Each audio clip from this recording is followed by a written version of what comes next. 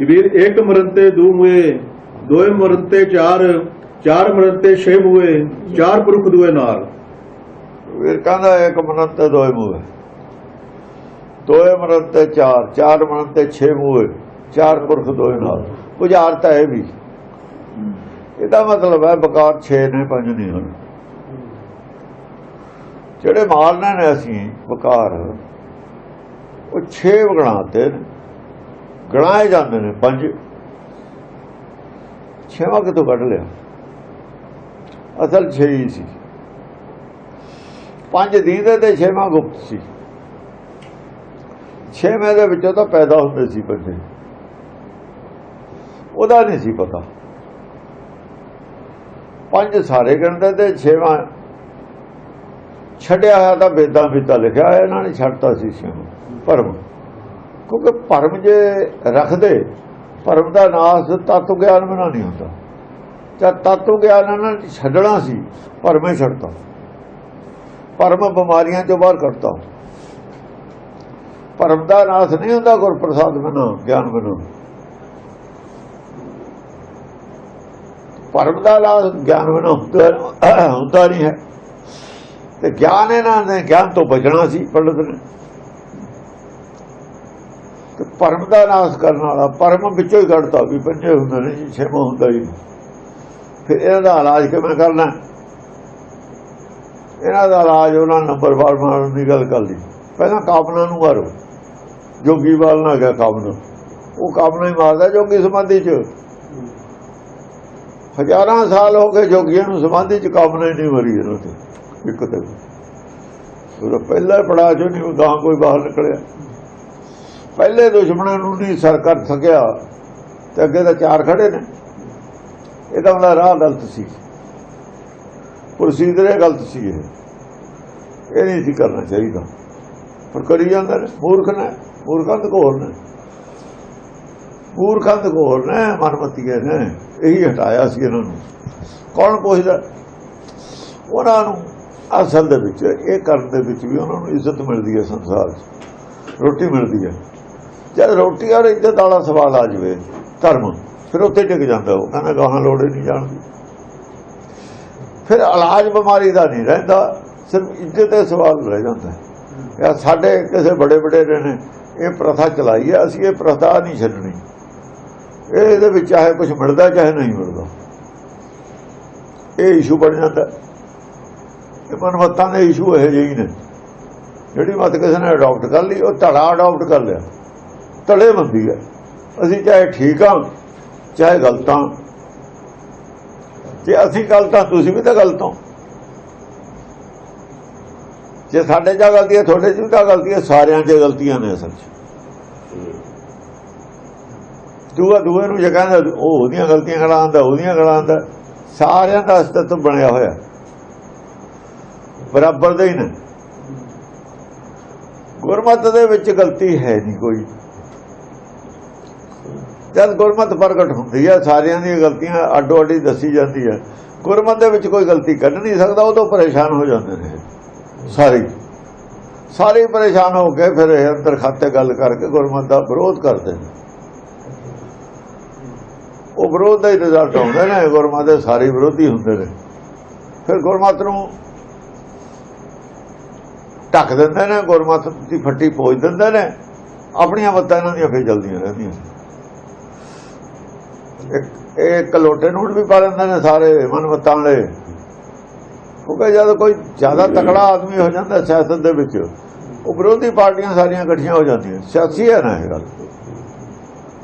ਉਹ ਮੱਤਾਂ ਅਸਲ ਸਾਰੀ ਮੱਤਾਂ ਜਿਹੜੀਆਂ ਨੇ ਉਹ ਪਰਮਾਰਥ ਦਾ ਕੰਮ ਨਹੀਂ, ਸਵਾਰਥ ਦਾ ਕੰਮ ਹੈ। ਉੱਥੇ ਸਵਾਰਥ ਦੇ ਵਿੱਚ ਸਿਆਸਤ ਹੈ। ਦੁਨਿਆਵੀ ਜਿਹੜਾ ਹੈਗਾ ਇੱਕ ਧੜਾ ਬਣਾ ਕੇ ਰੱਖਣਾ, ਕਿਸੇ ਇਲਾਕੇ ਤੇ ਕਬਜ਼ਾ ਰੱਖਣਾ, ਕਿਸੇ ਸੰਪत्ति ਤੇ ਕਬਜ਼ਾ ਕਰਨਾ, ਜਿਵੇਂ ਇਸਲਾਮ ਵਾਲਿਆਂ ਨੇ ਕਰ ਲਿਆ।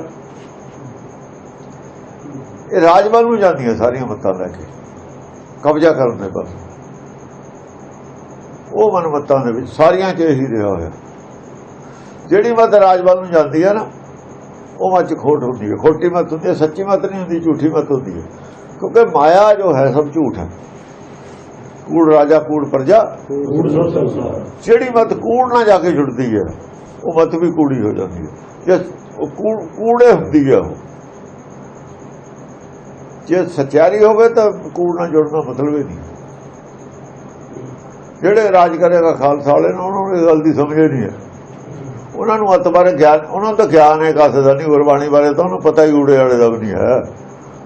ਉਹ ਤਾਂ ਉਹੀ ਕਹੀ ਜਾਂਦੇ ਅਸੀਂ ਸਿੱਖ, ਐਵੇਂ ਹੀ ਕਹੇ ਭਰਮ ਉਹਨਾਂ ਨੂੰ, ਸਿੱਖ ਹੋਣ ਦਾ ਵੀ ਭਰਮ ਹੈ ਉਹਨਾਂ ਨੂੰ ਵੀ ਅਸੀਂ ਸਿੱਖਾਂ। ਇਹ ਭਰਮ ਹੈ, ਸਿੱਖਾਂ ਦੇ ਘਰ ਪੈਦਾ ਹੋ ਗਏ ਵੀ ਅਸੀਂ ਸਿੱਖਾਂ। ਬਸ ਸਿੱਖੀ ਕੀ ਹੈ, ਉਹਨਾਂ ਨੇ ਕੀ ਲੈਣਾ? ਜਿਹਦਾ ਕੇਸ ਨੇ ਦਾੜੀ ਉਹ ਸਿੱਖ ਹੈ। ਹਾਂਜੀ, ਵੀਰ ਇੱਕ ਮਰੰਤੇ ਦੂ ਹੋਏ, ਦੋਏ ਮਰੰਤੇ ਚਾਰ, ਚਾਰ ਮਰੰਤੇ ਛੇ ਹੋਏ, ਚਾਰ ਪੁਰਖ ਦੋਏ ਨਾਲ। ਸਵਾਲ ਹੈ ਵੀ 6 ਮੂਹੇ ਇੱਕ ਹੈ ਕੀ ਹੈ, ਕਿਵੇਂ ਮੂਹੇ? ਕਬੀਰ ਦੇ ਮੂਹੇ ਨੇ, ਕਬੀਰ ਨੇ ਸਾਰੇ ਮਾਰ ਲਏ, ਜੋਗੀਆਂ ਤੋਂ ਬਾਕੀਆਂ ਤੋਂ ਇੱਕ ਵੀ ਨਹੀਂ ਮਰਿਆ। ਕਬੀਰ ਕਹਿੰਦਾ ਮੈਂ 6 ਮਾਰੇ ਨੇ, ਅਸਲ ਦੇ ਵਿੱਚ 6ਵਾਂ ਨਹੀਂ ਸੀ ਪਤਾ। ਗੁਰੂ ਨਾਨਕ ਨੇ ਵੀ ਕਿਹਾ ਸੀ ਹਉਮੈ ਕਿੱਥੋਂ ਉਪਜੈ, ਇਸ਼ਾਰਾ ਕੀਤਾ ਸੀ ਮਾਰੋ ਉਹਨੂੰ ਜਿਹੜੀ ਪੰਜਾਂ ਦੀ ਮਾਂ ਹੈ। ਜਿੱਥੇ ਪੰਜੇ ਪੈਦਾ ਹੁੰਦੇ ਨੇ ਉਹਨੂੰ ਕੱਲੇ ਨੂੰ ਮਾਰ ਲਓ। ਇੱਕ ਮਨੰਤੇ ਦੋਏ ਮੂਹੇ, ਜੇ ਇਹਨਾਂ ਦੀ ਜੜ ਵੱਢ ਦਈਏ ਤਾਂ ਫਿਰ ਮਰਨਾ ਸ਼ੁਰੂ ਹੋਣਾ ਇਹਨਾਂ ਦਾ। ਇੱਕ ਮਨੰਤੇ ਦੋਏ ਮੂਹੇ ਜਾਂ ਜੜ ਵੱਢਦੀ ਉਹ ਤੋਂ ਬਹੁਤ ਨਰਮ ਜੋ ਸੀ ਨਾ ਹਿੱਸਾ ਦਰਖਤ ਦਾ, ਉਹ ਸੁੱਕਿਆ ਪਹਿਲਾਂ। ਨਰਮ ਹਿੱਸਾ ਸੁੱਕਦਾ ਪਹਿਲਾਂ, ਜਿੱਥੇ ਡਾਇਰੈਕਟ ਪਾਣੀ ਜਾ ਰਿਹਾ। ਕੋਮਲ ਹਿੱਸਾ ਸੁੱਕਦਾ ਪਹਿਲਾਂ, ਕਮਜ਼ੋਰ ਹਿੱਸਾ ਹੁੰਦਾ ਕੋਮਲ।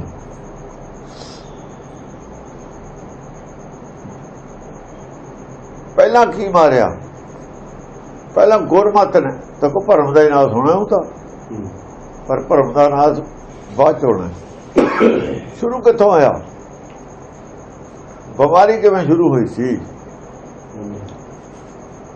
ਬਿਮਾਰੀ ਸੀ ਜਦ ਸੁਭਾਣਾ ਤਾਂ ਜੰਮਿਆ ਪਰਿਵਾਰ ਭਲਾ ਪਾਇਆ, ਲਿਵ ਛੁਟਕੀ ਲੱਗੀ ਤ੍ਰਿਸ਼ਨਾ ਮਾਇਆ ਅਮਰ ਵਰਤਾਇਆ। ਜਿਹੜੀ ਤ੍ਰਿਸ਼ਨਾ ਸੀ ਲੱਗੀ, ਤ੍ਰਿਸ਼ਨਾ ਦਾ ਇਲਾਜ ਕਰ ਰਿਹਾ ਜੋਗੀ ਇਲਾਜ ਠੀਕ ਹੈ ਕਰ ਰਿਹਾ ਸੀ, ਪਰ ਇਲਾਜ ਗਲਤ ਕਰ ਰਿਹਾ। ਇਲਾਜ ਵਾਲੀ ਦਵਾਈ ਹੈ ਨਹੀਂ ਉਹਦਾ ਇਲਾਜ ਸੀਗਾ ਨਾਮ ਤ੍ਰਿਸ਼ਨਾ ਦਾ। ਆ ਗੁਰਬਾਣੀ ਦਾ ਗਿਆਨ ਸੀ। ਜੇ ਮਨ ਨੂੰ ਤੁਸੀਂ ਮਨ ਦਾ ਧਿਆਨ ਹਟਾਉਣਾ ਨਾ, ਜੇ ਮਨ ਦਾ ਧਿਆਨ ਮਾਇਆ ਤੋਂ ਹਟਾਉਣਾ ਤਾਂ ਇਹਨੂੰ ਗਿਆਨ ਦੇਣਾ ਸ਼ੁਰੂ ਕਰ ਦਿਓ। ਜੇ ਸੋਚਣਾ ਬੰਦ ਕਰਨਾ, ਉਹਨੂੰ ਸਮਝਾਉਣਾ ਸ਼ੁਰੂ ਕਰ ਦਿਓ। ਜਦ ਸਮਝਣ ਲੱਗ ਗਿਆ ਸੋਚ ਆਪੇ ਬੰਦ ਹੋ ਜੂ। ਸੋਚ ਰਿਹਾ ਨਾ ਮਨ, ਸੋਚਿਆ ਸੋਚ ਨਾ ਹੋਵੇ, ਸੋਚਣਾ ਬੰਦ ਕਰਨਾ ਸੀ, ਸਮਝਾਉਣਾ ਸ਼ੁਰੂ ਕਰ ਦਿਓ। ਜਿੱਦਾਂ ਉਹ ਸਮਝਣ ਲੱਗ ਗਿਆ, ਜਿੰਨਾ ਚਿਰ ਸਮਝਣ ਲੱਗੂਗਾ ਉਹਨਾਂ ਚਿਰ ਸੋਚ ਬੰਦ ਹੈ। ਬਸ ਜਿਹੜੇ ਕਹਿੰਦੇ ਨੇ ਨਾ ਵੀ ਉਹ ਯੋਗੇ ਨਾਲ ਸੋਚ ਬੰਦ ਨਹੀਂ ਹੁੰਦੀ, ਸੋਚ ਧੀਮੀ ਹੁੰਦੀ ਹੈ। ਸੋਚ ਦੀ ਗਤੀ ਧੀਮੀ ਹੁੰਦੀ ਹੈ। ਜਿਵੇਂ ਬਹੁਤ ਤੇਜ਼ ਆਦਮੀ ਭੱਜਦਾ ਸਾਹ ਜ਼ਿਆਦਾ ਚੜ੍ਹਦਾ, ਜੇ ਹੌਲੀ ਭੱਜਦਾ ਤੁਰਦਾ ਤਾਂ ਸਾਹ ਨਹੀਂ ਚੜ੍ਹਦਾ, ਰਿਲੀਫ ਮਹਿਸੂਸ ਕਰਦਾ ਹੈ। ਪਿੱਛੇ ਬਹੁਤ ਤੇਜ਼ ਕੋਈ ਚੀਜ਼ ਖਤਰਾ ਸਾਡੇ ਮਗਰ ਭੱਜਦਾ ਹੈ, ਕੋਈ ਜਾਨਵਰ, ਸਾਨੂੰ ਬਹੁਤ ਤੇਜ਼ ਭੱਜਣਾ ਪੈਂਦਾ, ਬੜਾ ਮੁਸ਼ਕਲ ਹੈ। ਔਰ ਚਿੰਤਾ ਵੀ ਹੈ ਵੀ ਸਾਡੇ ਸਿਰ ਤੇ ਨਾ ਚੜੇ। ਜੋ ਪਿੱਛੇ ਖੜ ਗਿਆ, ਜੇ ਅਸੀਂ ਹੌਲੀ ਹੌਲੀ ਜਾਂਦੇ, ਚਿੰਤਾ ਵੀ ਘਟ ਗਈ ਸਾਨੂੰ ਵੀ ਹੁਣ ਨਹੀਂ ਆਉਂਦਾ, ਹੁਣ ਨਹੀਂ, ਚਿੰਤਾ ਵੀ ਘਟ ਗਈ ਔਰ ਸਾਡੇ ਸਰੀਰ ਤੇ ਬੋਝ ਵੀ ਨਹੀਂ ਪੈਂਦਾ, ਉਹਨਾਂ ਭੱਜਣਾ ਵੀ ਹੌਲੀ ਪੈਂਦਾ। ਇਸੇ ਤਰੀਕੇ ਨਾਲ ਜੇ ਸਮਝਣ ਲੱਗੀਏ ਤਾਂ ਬਿਲਕੁਲ ਇਹ ਮਨ ਸਲੋ ਹੋ ਜਾਂਦਾ। ਮਨ ਸਲੋ ਹੋ ਗਿਆ, ਸੋਚਣਾ ਸਲੋ ਹੋ ਗਿਆ। ਮਨ ਇਹ ਤਾਂ ਕਾਲ ਹੈ। ਜੇ ਕਾਲ ਪਿੱਛੇ ਹੌਲੀ ਆਉਂਦਾ ਤਾਂ ਮੂਹਰੇ ਵਾਲੇ ਨੂੰ ਵੀ ਖਤਰਾ ਘੱਟ ਹੈ। ਮਨ ਦੀ ਜਿੰਨੀ ਸਪੀਡ ਘਟਦੀ ਹੈ ਕਾਲ ਦੀ ਉਹਨੇ ਸਾਡੇ ਪਿੱਛੇ ਸਪੀਡ ਘਟਦੀ ਹੈ। ਅਸਲ ਮਨ ਕਾਲ ਹੈ ਸਾਡਾ, ਇਹ ਨਹੀਂ ਪਤਾ ਹੈਗਾ। ਕਲਪਨਾ ਹੀ ਤਾਂ ਕਾਲ ਹੈ, ਕਲਪਨਾ ਦੀ ਸਪੀਡ ਘਟੀ ਲੀਪ ਬੜੀ।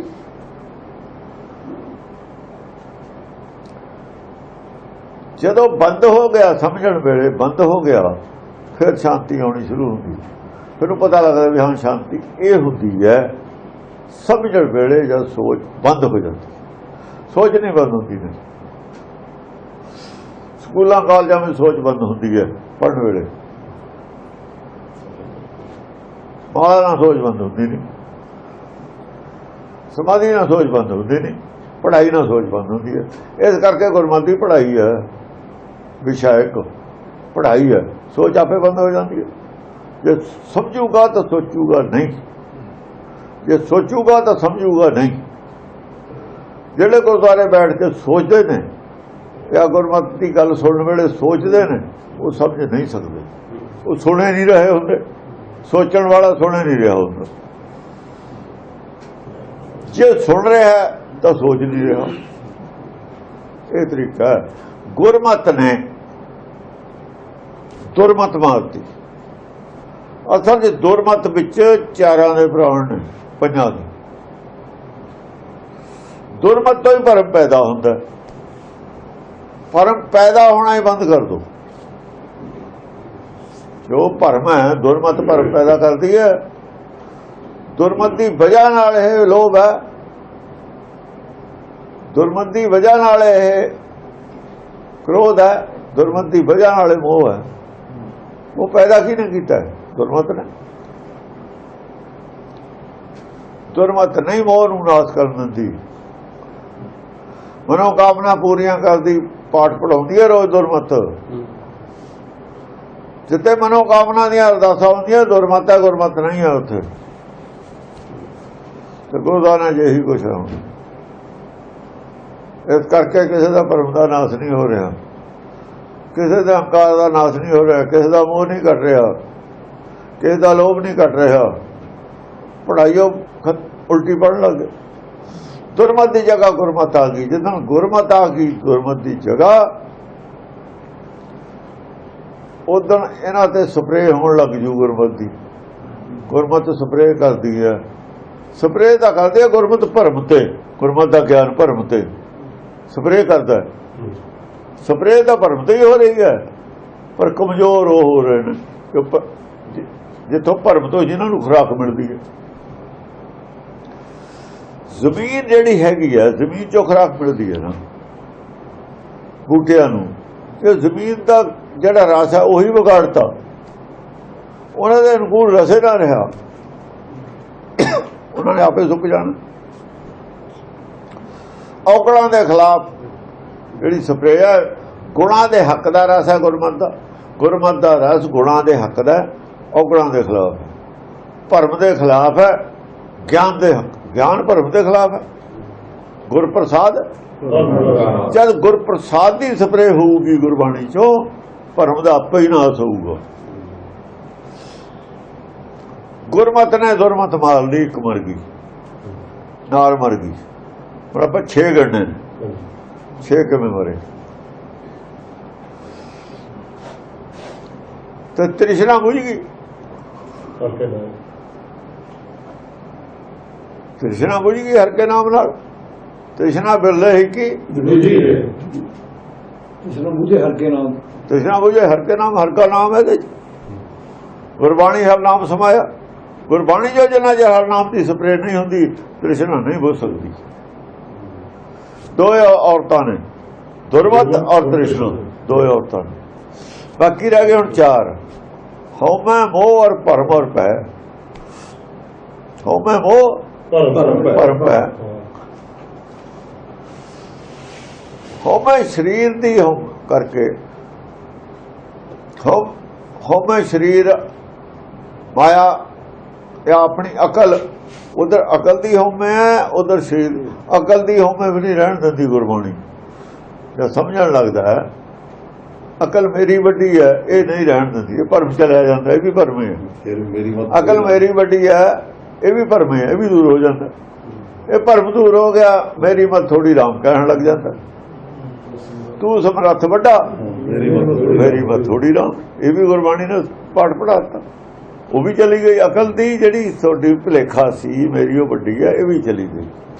ਨਾਲੇ ਜਾਂ ਗੁਰਬਾਣੀ ਦਾ ਗਿਆਨ ਸੁਣਦਾ ਪਤਾ ਲੱਗਦਾ ਵੀ ਤੇਰੇ ਕੋਲ ਤਾਂ ਕੁਝ ਵੀ ਨਹੀਂ ਹੈ, ਇਹ ਤਾਂ ਸਮਝ ਹੀ ਨਹੀਂ ਆਉਂਦੀ।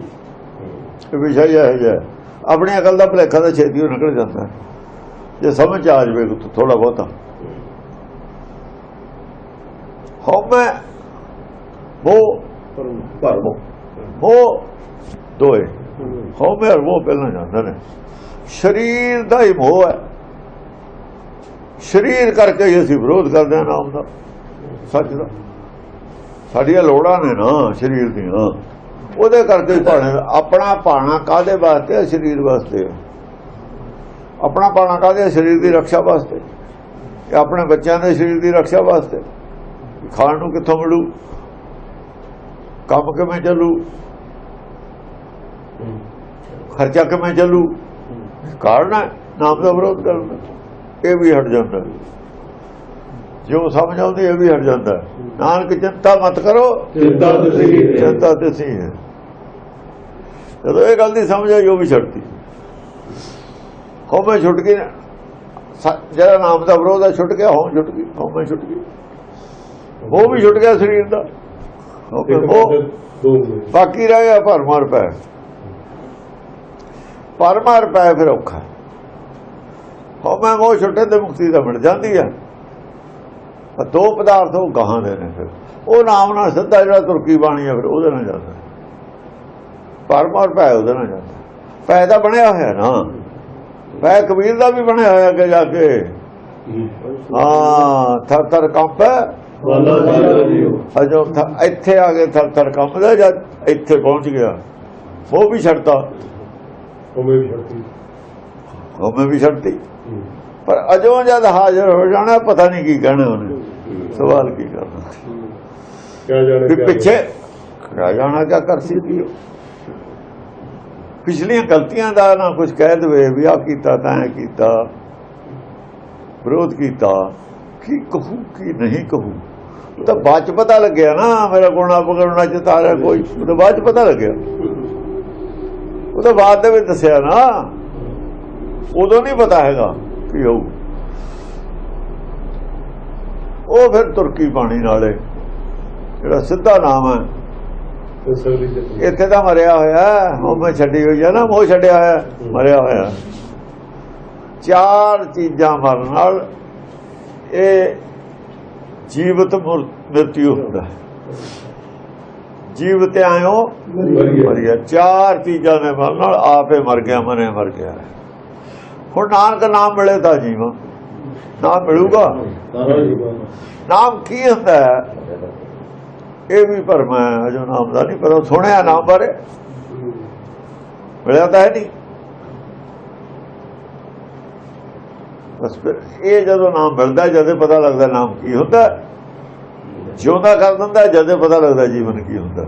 ਇਹ ਦੋ ਚੀਜ਼ਾਂ ਦਾ ਜਦੇ ਪਤਾ ਲੱਗਦਾ। ਜਦ ਪਤਾ ਲੱਗਦਾ ਭਰਮ ਔਰ ਭੈ ਫਿਰ ਦੂਰ ਹੋ ਜਾਂਦਾ। ਭੈ ਮੁਕਤ ਜਦ ਹੁੰਦਾ ਜਾ ਕੇ, ਭਰਮ ਔਰ ਭੈ ਮੁਕਤ ਜਦ ਹੁੰਦਾ ਜਦ ਉਹਦੀ ਬਾਉਂਡਰੀ ਭਰਮ ਦੀ ਟੁੱਟ ਜਾਂਦੀ। ਜਿੰਨਾ ਜਦ ਬਾਉਂਡਰੀ ਦੇ ਵਿੱਚ ਬਣਦਾ ਭਰਮ ਦੀ, ਉਹਨਾਂ ਜਦ ਭੈ ਵੀ ਬਣੀ ਹੋਈ ਹੈ। ਕਿੰਨੀ ਲੰਬੀ ਜੇਲ੍ਹ ਹੈ, ਕਦੋਂ ਛੁਟਕਾਰਾ ਹੋਊਗਾ ਕੋਈ ਪਤਾ ਨਹੀਂ। ਜਦੋਂ ਆਰਡਰ ਆ ਗਿਆ ਨਾ ਵੀ ਛੁਟਕਾਰਾ ਹੋ ਗਿਆ, ਚਾਹੇ ਸਜ਼ਾ ਪੂਰੀ ਹੋ ਗਈ, ਕਹਿੰਦੇ ਸਜ਼ਾ ਪੂਰੀ ਹੋ ਗਈ, ਛੱਡਿਆ ਨਹੀਂ। ਸਜ਼ਾ ਪੂਰੀ ਹੋ ਗਈ ਅਸਲ 'ਚ ਮੁਕਤੀ ਵਾਲੇ ਦੀ, ਛੱਡਿਆ ਨਹੀਂ ਹੈ। ਸਜ਼ਾ ਤਾਂ ਪੂਰੀ, ਸਜ਼ਾ ਨਹੀਂ ਰਹੀ ਉਹਨੂੰ, ਸਜ਼ਾ ਉਹਨੇ ਪੂਰੀ ਕਰ ਲਈ, ਮੁਕਤੀ ਹੋ ਗਈ। ਮੁਕਤੀ ਸਜ਼ਾ ਪੂਰੀ ਹੋਣ ਦਾ ਨਾਮ ਹੈ ਮੁਕਤੀ ਹੈ। ਔਰ ਮੁਕਤੀ ਕਾਹਦੀ ਹੈ? ਉਹਦੇ ਤੇ ਕੈਦੀਆਂ ਵਾਲਾ ਸਲੂਕ ਤਾਂ ਨਹੀਂ ਹੁੰਦਾ, ਪਰ ਮੁਕਤੀ ਨਹੀਂ ਹੋ ਜੋ ਆਜ਼ਾਦ ਨਹੀਂ ਕੀਤਾ, ਆਜ਼ਾਦ ਨਹੀਂ ਕੀਤਾ ਬਾਉਂਡਰੀ ਚੋਂ। ਭਰਮ ਦਾ ਪਰਦਾ ਨਹੀਂ ਜੋ ਹੋਇਆ। ਇਹ 6 ਨੇ ਭਰਮ ਔਰ ਭੈ। ਅਖੀਰ ਮੇਰਾ ਭਰਮ ਗਿਆ ਜਦ ਰਾਮ ਨਾਮ ਚਿੱਤ ਚਿੱਤ ਦੇ ਵਿੱਚੋਂ ਪ੍ਰਗਟ ਹੋਣਾ। ਇੱਕ ਹੋ ਤੇ ਉਗਵੇ ਜਦ ਇੱਕ ਹੋ ਕੇ ਉੱਗਿਆ, ਉਦੋਂ ਭਰਮ ਔਰ ਭੈ ਦਾ ਨਾਸ ਹੁੰਦਾ। ਤਾਂ 6 ਮਰਦੇ ਨੇ। ਤੇ ਦੋ ਔਰਤਾਂ ਪਹਿਲੀਆਂ ਦੁਰਮਤ ਔਰ ਤ੍ਰਿਸ਼ਨਾ। ਤ੍ਰਿਸ਼ਨਾ ਨੂੰ ਪੈਦਾ ਕਰਨ ਵਾਲੀ ਉਹ ਦੁਰਮਤ ਹੈ। ਦੋਏ ਮਰਦੀਆਂ ਨੇ, ਪੈਦਾ ਕਰਨ ਵਾਲੀ ਮਰ ਗਈ, ਪੈਦਾ ਜੋ ਹੋ ਰਹੀ ਹੈ ਉਹ ਵੀ ਮਰ ਗਈ। ਮਾਵਾਂ ਦੀਆਂ ਹਾਂ ਮਾਵਾਂ ਦੀਆਂ ਨੇ ਦੋ, ਮਾਵਾਂ ਧੀਆਂ ਨੇ ਦੋਏ, ਮਾਂ ਇੱਕ ਧੀ ਆ। ਮਾਵਾਂ ਧੀਆਂ ਦੋਏ ਮਰ ਗਈਆਂ। ਤੇ ਇੱਕ ਗਾਂ ਫਿਰ ਹਉਮੈ ਔਰ ਮੋਹ, ਇਹ ਦੋਏ ਮਰੇ। ਸਰੀਰ ਨਾਲ, ਇਹ ਬਾਹਰਲੇ ਸਰੀਰ ਕਰਕੇ ਨੇ, ਬਾਹਰਲੇ ਸਰੀਰ ਕਰਕੇ ਨੇ ਇਹ ਹਉਮੈ ਔਰ ਮੋਹ। ਭਰਮ ਔਰ ਪੈ ਫਿਰ ਅੰਦਰਲੇ ਸਰੀਰ ਕਰਕੇ ਨੇ। ਭਰਮ ਔਰ ਪੈ ਅੰਦਰਲੇ ਸਰੀਰ ਨੂੰ ਨੇ। ਭਰਮ ਵੀ ਮਨ में ਭਰਮ ਹੈ, ਪੈ ਵੀ ਮਨ में ਪੈ ਔਰ ਭਰਮ ਮਨ ਦੇ ਨਾਲ ਸੰਬੰਧਿਤ ਨੇ। ਹਾਂ ਭਰਮ ਭੂਲਾ ਕਹਿ ਦੱਸਦਾ। ਜਨਮ ਮਰਨ ਦਾ ਵੀ ਭਰਮ ਹੈ। ਹਾਂ ਉਹ ਵੀ ਭਰਮ ਹੈ। ਉਹ ਸਾਰੇ ਭਰਮ, ਜਨਮ ਮਰਨ ਦਾ ਭਰਮ ਤਾਂ ਮੁਕਤੀ ਤੇ ਹੀ ਦੂਰ ਹੋ ਜਾਂਦਾ ਹੈ।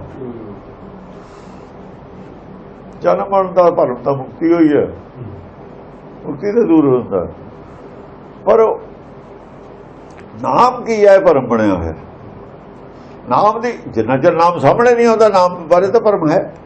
ਜੋ ਚੀਜ਼ ਸਾਹਮਣੇ ਹੈ, ਸਰੀਰ ਸਾਡੇ ਸਾਹਮਣੇ ਹੈ, ਸੰਸਾਰ ਸਾਡੇ ਸਾਹਮਣੇ ਹੈ, ਇਹਦਾ ਭਰਮ ਦੂਰ ਹੋ ਗਿਆ। ਨਾਮ ਬਾਰੇ ਭਰਮ, ਸੱਚਖੰਡ ਬਾਰੇ ਭਰਮ ਬਣਿਆ ਹੋਇਆ। ਸੰਸਾਰ ਵਾਲਾ ਭਰਮ ਤਾਂ ਚੱਕਿਆ ਗਿਆ, ਸੱਚਖੰਡ ਵਾਲਾ ਭਰਮ ਨਹੀਂ ਅਜੇ ਚੱਕ ਹੋਇਆ। ਨਾਮ ਬਾਰੇ ਭਰਮ ਬਣਿਆ ਰਹਿੰਦਾ ਹੈ, ਸੰਸਾਰ ਵਾਲਾ ਭਰਮ ਮੁੱਕ ਜਾਂਦਾ ਹੈ। ਸੰਸਾਰ ਵਾਲਾ ਭਰਮ ਤਾਂ ਮੁੱਕਦਾ ਸਮਝੇ ਤੇ ਸਾਡੀ ਬੁੱਧੀ ਨਾਲੇ, ਗੁਰਬਾਣੀ ਜੋ ਸਮਝ ਗਈ ਉਹ ਗੁਰਬਾਣੀ ਤੋਂ ਬਾਹਰ ਹੈ ਗੱਲ। ਉਹ ਬੋਲਣ ਦੇ ਵੀ ਪਰੇ ਹੈ ਨਾਮ ਵਾਲੀ ਗੱਲ। ਹੁਕਮ ਉਹ ਨਹੀਂ ਹੈ ਬੋਲਿਆ ਹੋਇਆ ਚ, ਉਹ ਤੋਂ ਬਾਹਰ ਹੈ। ਚਾਰ ਚੀਜ਼ਾਂ ਦੇ ਬਣਨ ਦੀ ਗੱਲ ਗੁਰਬਾਣੀ 'ਚ ਲਿਖੀ ਹੋਈ ਹੈ। ਉਹ ਤਾਂ ਨਾਨਕ ਨਾਮ ਮਿਲੇ ਤਾਂ ਜੀ, ਮੈਂ ਕਿਵੇਂ ਮਿਲੇ? ਕਿਰਪਾ ਕਰੇ ਆਰਾਧਨਾ ਨਾਲ। ਆਰਾਧਨਾ ਤਾਂ ਹੈ ਉਹ, ਪਰ ਉਹ ਕਹਿੰਦੇ ਉਹਦੇ ਚ ਕਿਹਾ ਹੋਇਆ, ਖੁਦ ਭਗਤਾਂ ਨੂੰ ਨਹੀਂ ਪਤਾ। ਇੱਕ ਬੂੰਦ ਜਲ ਕਾਰਨੇ ਚਾਤਰ ਦੁੱਖ ਪਾਵੇ, ਉਹਦੇ ਹੀ ਗੱਲ ਹੈ। ਫਿਰ ਉਹਦੇ ਬਾਰੇ ਕੁਝ ਨਹੀਂ ਕਿਹਾ ਹੋਇਆ। ਉਹ ਆਪਣੇ ਹੱਥ 'ਚ ਨਹੀਂ ਹੈ, ਉਹ ਤਾਂ ਕਿਰਪਾ, ਕਿਰਪਾ ਉਹ। ਉੱਥੇ ਥੋੜਾ ਜਿਹਾ ਹੋ ਪੂਰਾ ਟੈਸਟ ਹੋਏ ਤੇ ਦਊ। ਉੱਥੇ ਜਾਂ ਦੇਖੂ ਨਾ ਵੀ ਇਹ ਆਏ ਭਰੋਸਾ, ਵੀ ਇਹਦੇ ਭਰੋਸੇ ਤੇ ਬਿਨਾਂ ਜਿੰਨਾ ਚਿਰ ਇਹ ਖਰਾ ਖੋਟਾ ਤਾਂ ਭਰੋਸਾ ਨਹੀਂ ਹੋ ਜਾਂਦਾ ਸੱਚਖੰਡ ਨੂੰ। ਇਹ ਬਿਲਕੁਲ ਹਿੱਲੂ ਨਹੀਂ ਆਦਮੀ, ਹੁਣ ਪਿੱਛੇ ਮੁੜੂਏ ਨਹੀਂ ਸੰਸਾਰ ਵੱਲ ਨੂੰ। ਤਿੰਨ ਲੋਕ ਦਾ ਰਾਜ ਵੀ ਚਾਹੇ ਨੂੰ ਮਿਲੇ ਤਾਂ ਵੀ ਨਾਮ ਉਹ ਮੰਗੂਗਾ। ਤਿੰਨ ਲੋਕ ਦਾ ਰਾਜ ਨਹੀਂ ਮੰਗੂ ਤਾਂ ਕਿਤੇ ਜਾ ਕੇ ਨਾਮ ਮਿਲਦਾ। ਜਿਹਨੂੰ ਰਾਜ ਦੀ ਭੁੱਖ ਹੋਵੇ ਨਾਮ ਤੇ ਕੀ ਲੈਣਾ, ਉਹਨੂੰ ਨਾਮ ਕੌਣ ਦਿੰਦਾ? ਉਹ ਕਹਿੰਦਾ ਹੋਰ ਜੋ ਮਰਜ਼ੀ ਲਾ ਦਾ, ਨਾਮ ਨਹੀਂ ਮਿਲਦਾ। ਨਾਮ ਨਾਲ ਸਾਰਾ ਜਗ ਤੇਰਾ ਹੋਏ, ਨਾਮ ਨਾਮ ਰਾਸ਼ੀ ਰਾਜ। ਜਿਹੜਾ ਗੁੜ ਖਾ ਕੇ ਮਰੇ ਉਹਨੂੰ ਮੋਹਰਾ ਕੌਣ ਦਿੰਦਾ ਕੱਟਣ ਨੂੰ? ਹਾਂਜੀ। ਕਬੀਰ ਇੱਕ ਮਰਨ ਤੇ ਦੋਏ ਮੂਏ, ਦੋਏ ਮਰਨ ਤੇ ਚਾਰ, ਚਾਰ ਮਰਨ ਤੇ ਛੇ ਮੂਏ, ਚਾਰ ਪੁਰਖ ਦੋਏ ਨਾਲ। ਚਾਰ ਪੁਰਖ ਦੋਏ ਨਾਲ।